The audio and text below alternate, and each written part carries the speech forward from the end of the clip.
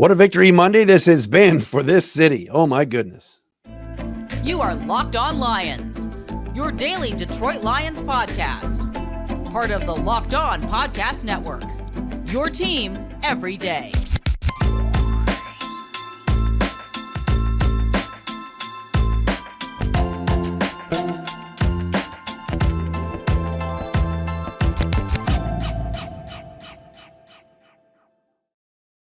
What's good, everybody? Matt Derry with you on a Monday edition of Locked On Lions, the second Monday edition that we've done today, at least on this calendar day, January 15th. Happy MLK Day, everybody.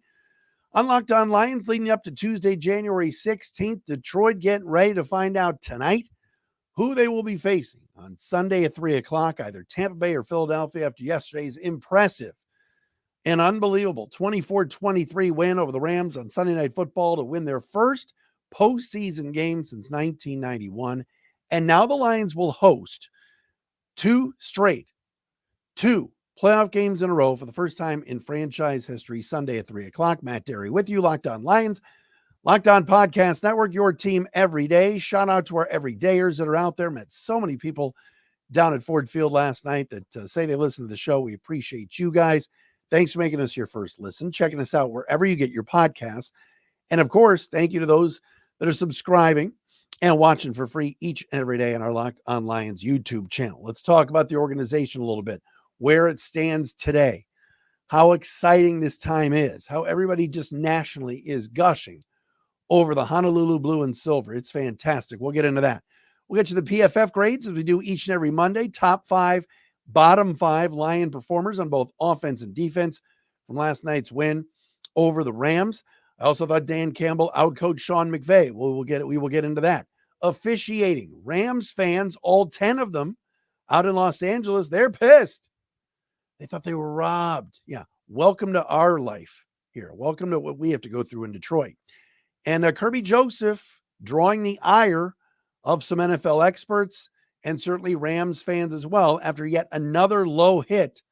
Kerby Joseph has now caused 2 torn ACLs in the last month. We'll get into that today right here on Locked On Lions, the podcast today. Here on a Monday, January the 15th, is brought to you by our friends at the Gametime app.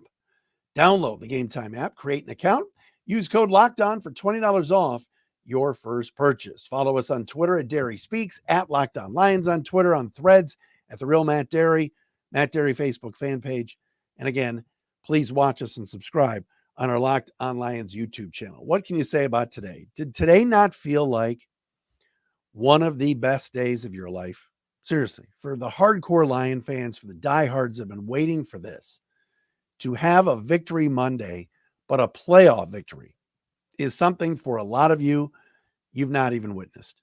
And for some of the old guys out there, the Ron Crackmans of the world, even myself, call myself an old guy at 50, although in 91, for the 91-92 season, I was a freshman in college. But regardless, it's exciting. And this organization deserves it. And I think I would say that they deserve it because, they've worked so hard to build what they think is going to be a great mix of players that have grit, have toughness, play to the whistle, play every down like it's their last. It's a good locker room. If you saw some of the videos that came out of the locker room last night from the Lions, the players all screaming Jared Goff as he came in from the field after his interviews. Dan Campbell handing out game balls to Brad Holmes, those two embracing. There's a coach and a GM that work so well together, that are on the same page. That's never easy. Just ask Bill Belichick and Robert Kraft. Just ask Jerry Jones and Mike McCarthy. Just ask Arthur Smith and Arthur Blank, right? Those guys work so well together. And the Goff story is unbelievable. I mean, this guy was flicked into the ashtray of society, to use a Seinfeld term, and discounted by the Rams and discarded. Now, the trade worked for both teams. LA won a Super Bowl with Matthew Stafford right away. And the Lions got Jared Goff, who can play. All right, he's damn good. And they got draft picks out of it. Turned those picks into Jamison Williams and, of course, Jahmyr Gibbs. But it's exciting This team deserves this. This is not some flash in the pan. This is not some fluke. Can the Lions improve? Of course. Their cornerback play has been subpar for months. They can't get any pressure off the edge unless it's number 97 or they blitz. They've got some holes, but still held the Rams to 6 points in the second half. Still won the football game. And how many times have we talked about it? Style points, or gosh, they came so close, or they outgained the Cowboys in the 2014 playoffs, but the officiating, but they couldn't get a stop at the end, whatever it was. And now this team has played 18 games this season. 18. They've won 13 of those 18 games. Oh, but the division's weak. Oh, okay. There's 4 teams left in the NFC. 2 of them come from the NFC North. Well, 5 teams if you count tonight, but you know what I mean. By the end of tonight, there'll be 4 teams left. Lions, Eagles, Niners, Packers, or Lions, Bucks, Niners, Packers. They're just doing it right. They're building it right. This thing is being built right. How many of these guys are homegrown? They're young. They're Lions draft picks, or they're guys like a Taylor Decker, like a Frank Ragnow, that Brad Holmes said, I've got to keep these people. It would have been very easy for Brad to come in and say, any of these guys drafted by the previous regime, by the maestro Bob Quinn, handpicked by Matt Patricia, get them out of here. No, the Lions looked up and said, we've got some guys that can play. Why not keep them around? Re-upping Taylor Decker, bringing back Graham Glasgow, Jalen Reeves-Maben. All right. Even though he was inactive yesterday, Tracy Walker is good in that locker room. And as they were talking about today on Good Morning Football on NFL Network, the Lions have become a destination, right? The Pistons are banking on free agency. The Tigers don't seem to want to spend on free agency. Heck, they're holding Casey Mize hostage and for arbitration for like $25,000, which is peanuts for ownership there. Right? Red Wings were able to go out and get some guys, but the guys they go get, one of them's from here. Right? The Lions have turned Detroit into a destination. That's not been easy. But the Lions win up front, especially with their offensive line. We talked about the tackling, which at times was a little bit subpar last night, but good enough in some instances to get off the field. And as far as the coaching goes, I'll say it again. No one's talking about it, but I will. Dan Campbell outcoached Sean McVay. Look at the numbers. Look at the inside the 20. Look at the red zone efficiency. What was McVay doing on some of those red zone calls? They're screening the Lions to death. Puka Nacua, bubble screen to Cooper Kupp, Kyron Williams, whatever. The Lions couldn't stop it. They get inside the red zone. They're throwing lob passes out of bounds. They're abandoning the run. Kyron Williams averaged over 4 yards a carry. Rams got too cute in the red zone. Maher had to kick 3 chip shot field goals, and that's what won the Lions the game. And Dan Campbell had his offensive coordinator, Ben Johnson, go for it at the end. And on 2nd and 9, instead of running it a couple of times and using clock, no, let's go get the effing first down and win this thing. Let's put the ball in the hands of number 14. Get him the ball. He'll catch it. He'll run the right route. First down, game over. Awesome. So shout out to Locked On Rams host Travis Rogers, ripping on Dan Campbell last week a little bit. Nothing was clumsily stupid or whatever his terminology was. The Lions outcoached the great, the genius, Sean McVay. Look, McVay's got a good team, re-energized. Rams look good. The Rams are going to be around for a while. They got a good young nucleus. Their defense is good. Their offensive line is young and good. Manhandled the Lions at times last night, but took the L. There you go. All right, coming up next, PFF grades. Let's get into that. Who did well and who did not, according to our friends from PFF. We will do that next, right here on Locked On Lions.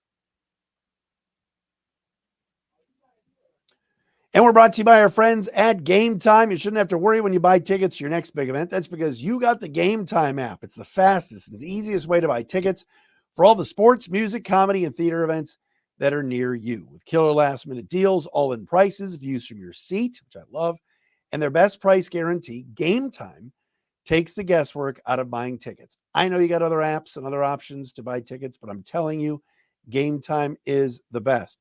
The view from your seat on the app is awesome. You really get to see where you are. You can even kind of scroll left or right to kind of give you the view of your seat in terms of what the real fill looks like.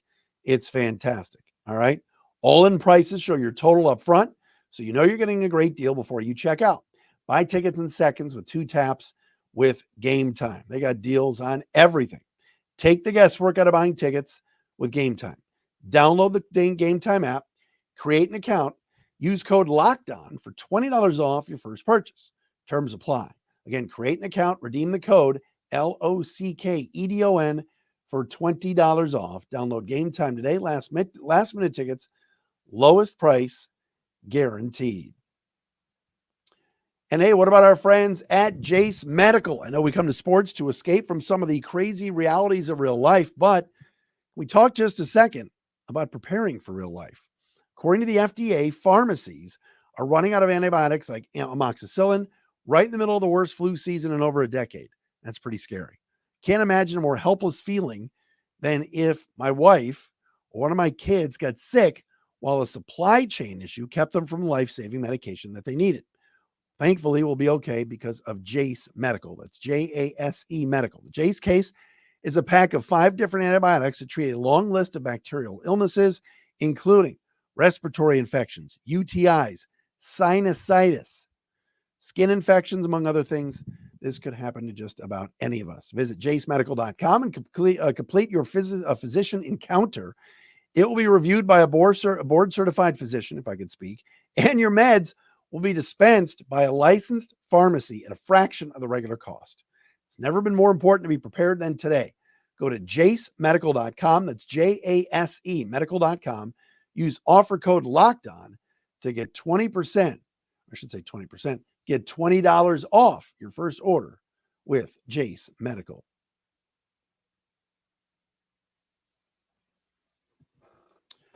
All right, we're back on a Monday edition of Locked On Lions. Lions will be watching tonight, Tampa Bay and Philadelphia. Winner gets the Leos Sunday at 3 o'clock on NBC. Man, if you thought last night was just electric at Ford Field, wait till tomorrow. The great Marshall Mathers in the house last night. Lions are doing a great job in connecting with some of the legends around here. Eminem resonates with people. A lot of Marshall fans out there. So I'm all for it. I think he's cool. All right, PFF grades. Our friends at Pro Football Focus. What did they think of the Lions' performances last night in their win over the Rams 24-23? First playoff win since 1991. On defense, your highest graded Lions performer played 11 defensive snaps. And I was turning to my buddy Turner Batdorf at the game last night. I said, keep him on the field. Jalen Reeves-Maybin was everywhere again. A 97.5 grade for JRM. Second was Aiden Hutchinson at 87.9. PFF seems to love Hutch. Third was Ifeatu Melifonwu, checking in at a 75.3. Gaines Media poster boy, Alex Anzalone, a 70.3. And Aleem McNeil, 69.5 grade. Those are your top 5 Lion performers on defense, according to PFF. Bottom 5. Jack Campbell, brutal, 28.7. Ouch. Derek Barnes, 40.2. Third, Romeo Okwara, 41.6. He was terrible against the screen game. Kept missing tackles. Kindle Vildor, 42.9. And the 5th worst graded Lion defender, C.J. Gardner-Johnson, 46.4. We know who C.J. Gardner-Johnson's rooting for tonight. He wants a crack at his old team, the Eagles. As far as on offense, highest graded Lion performer, who else? Amon-Ra St. Brown, 90.7. Guy is an absolute stud. First team All-Pro, but yeah, didn't make the Pro Bowl. Okay. Jared Goff, second at an 82.7. Graham Glasgow, the right guard, 79.1 grade. Josh Reynolds had a big night, 77.9. And Brock Wright, Brocktober was back, 71.4 grade for Brock Wright. As far as the worst performing Lion offensive players, at the bottom was Jason Kabinda, 45.8. Frank Ragnow, 53.8. Sam Laporta, 54.5. He gutted it out last night. Jonah Jackson, 55.3. And Jamison Williams at a 58.5. Those are your top 5 and bottom 5 Lion performers from last night's win over the Rams. Nothing really surprises me there. I thought the offensive line, some of those guys would have graded out a little bit better. I thought they did a pretty darn good job, especially in the pass blocking game. But I guess, if you look at it here, the run blocking numbers weren't great against that Rams defense. And again, a lot of 3 and outs in the second half. The offense was just humming in the first half, scoring 21 points and just putting up touchdowns. Second half, Rams made adjustments and Lions made adjustments. But the bottom line is this, and we said this again last night in the post-game pod. This team needs cornerbacks in the draft. They're going to need in free agency to sign a corner and also another edge rusher. All right? No team is perfect. This is a team that is very, very talented and very, very good. All right? 2 wins away from the Super Bowl. They are. That's the bottom line. It's not like stone cold, but no, seriously. Holes aside, the Lions get the ball in the hands of the people they need to when needed, right? End of the game. I want David Montgomery carrying the rock. And this is no knock on Jahmyr Gibbs. But Montgomery, to me, gets the tough yards, secures the football. All right? 2nd and 9, Goff's throwing. You're like, whoa, he's throwing? Get it to number 14. He's the best player on the team. Dan Campbell said it last night. Right? Anzalone's starting to step up and play really well. Right? You want some veteran presence and leadership out there. Cam Sutton, we know, has struggled. All right? I mentioned Sutton's PFF grade. Let me find this. Cam Sutton checked in at he was 10th, 56.0. But you can't just play all young guys. You've got to have some veteran players out there and some leaders. There was a timeout at one point. I think it was the 2-minute warning. The offense was on the field. They were getting a breather. It was a TV timeout. And Cam Sutton came out and just high-fived and dapped up all the guys on offense. Defensive player in the huddle, helmet off, just went out, shook everybody's hand. It's like, put this game away, guys. Those are the kind of guys you want on your team. I know Sutton has really struggled in coverage the last few weeks, and it hopefully gets this straightened out. But I love the leadership there. Love it. And this team's winning, man. They're winning. And for you, the fans, to get another home playoff game on Sunday is absolutely amazing. Thank you, Dallas Cowboys. Man, what a clown show they are. Just amazing. Amazing. They didn't just lose to the Packers. They got embarrassed. And for all this Bill Belichick talk, is Belichick really going to want to deal with Jerry Jones and that kind of pressure down in Dallas? He's going to have his pick of jobs. And yes, there's talent there, especially on defense with Parsons and Lawrence and those guys. Bland. I don't know if Belichick wants that headache of his owner after every game having to come out and do a little press briefing. And I'm not sure that's Belichick's cup of tea per se. Rams fans are complaining about officiating. And they're complaining about Kerby Joseph. I think they have a gripe on one thing. I'm going to get to that coming up next, right here on Locked On Lions. The Monday pod today brought to you by FanDuel. NFL playoffs is here. We got college basketball. Pistons even won today. If you had money down on the Pistons, hopefully you were betting on FanDuel, America's #1 sportsbook. Right now, new customers get $150 in bonus bets guaranteed when you place a $5 bet at FanDuel. It's $150 in bonus bets, win or lose. The app is so easy to use. There's so many different ways to bet. They got live same game parlays. You can find bets in the new Explore tab. What about making a parlay in the Parlay Hub? That's the best way to find all the popular parlays and more. Any of the matchups this weekend, any of the stuff tonight with Tampa and the Bucks, thinking about making the game more interesting, get that account going at FanDuel, America's #1 sportsbook. So visit FanDuel.com/lockedon and make sure your first bet is an absolute layup. That's FanDuel.com/lockedon. FanDuel, official partner of the NFL. All right, so many of you probably have seen it on social media. Craig Rolstad is getting absolutely lit up, especially by Rams fans, because on 3rd and 14, right before the Rams punted, another dumb McVay decision, with 3 minutes to go, 3rd and 14, Puka Nacua runs a route against Cam Sutton down the right sideline, turns around, a little quick out. Stafford avoids the rush, fires it to him, and it was incomplete. Cam Sutton grabbed the jersey of Puka Nacua. He did. Cam Sutton was holding on. Rams fans are like, oh my God, they missed interference. They cost us the game. Hold on a second. Was that a well-called game by that officiating crew last night? No, it was not. When Jahmyr Gibbs is 2 steps onto the white chalk on the sideline in front of the Rams bench and gets leveled, that's 15 yards. That's a personal foul late hit. No whistle.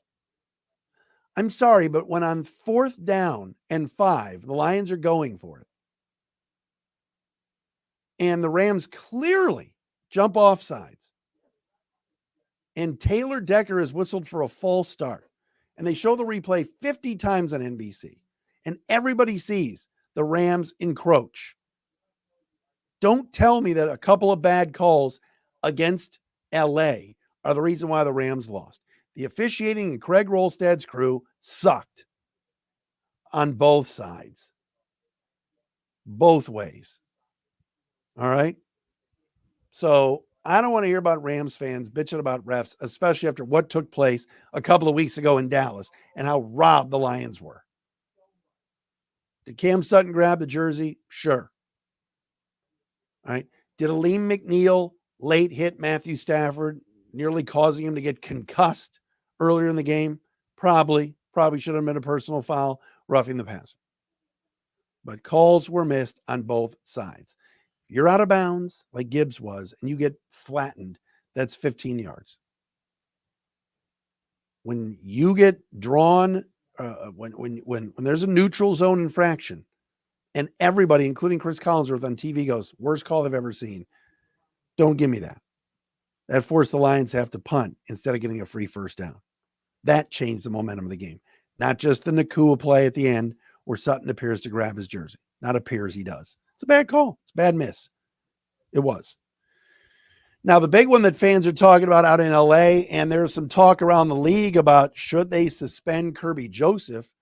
Joseph, with the late hit on Tyler Higbee, the Rams tight end, on a pass over the middle. Higbee's bobbling it. Joseph comes in low, smashes him in the knees, and now he's got a torn ACL. And it's the second torn ACL in 4 weeks that Joseph has caused. Remember, he low-bridged TJ Hawkinson a few weeks ago in Minnesota in week 16, and now does the same to Higbee. Joseph was asked after the game about the hit. He said, I wasn't trying to injure anybody. I just went low to break up the ball, break up the pass, which he did. But I've watched the replay a few times, and I don't like it. There's no reason to lower your helmet into somebody's knees and tear their ACL. If Joseph plays the ball, he might intercept it. The ball's being bobbled up here by Higbee. Joseph comes in like this, way down low, lowers his helmet into the knees. Collinsworth said during the game, as I went and rewatched it this morning, yeah, I've talked to 25 different receivers that say they'd rather get hit in the head than get low bridged like that. First of all, that's stupid. All right, getting hit in the head could cause brain damage, CTE, concussions. You don't want either one in the game. I think the league probably needs to fine Joseph for that hit, but don't tell me that it's worse than getting hit in the head, getting like a helmet-to-helmet shot. That's not the case. But Kerby Joseph has got to clean that up. Is it just a coincidence now that the second time in 4 weeks he's caused a torn ACL for a tight end? Maybe. But going in and low bridging at somebody's knees when you could have played the ball and he lowers his head is not a good look. Kerby Joseph has got to clean it up. He's a good football player. He's a ball hawk. He's made plays. Only in his second year, another fantastic Brad Holmes draft pick. But head down into the knees reminds me of Dan Dickerson. Strike at the knees. Got to clean that up. Did it cause the Rams to lose the game? Stop it. No, it didn't. All right. No, it didn't. All right. We're working on a pretty good guest for tomorrow. We'll hopefully have that tomorrow right here on Locked On Lions. Thanks for making us your first listen and checking us out wherever you get your podcast. Please subscribe on YouTube if you have not yet. Victorious Detroit Lions getting ready for another home playoff game at Ford Field this weekend. That is just absolutely awesome. Right here on the Locked On Podcast Network. See ya.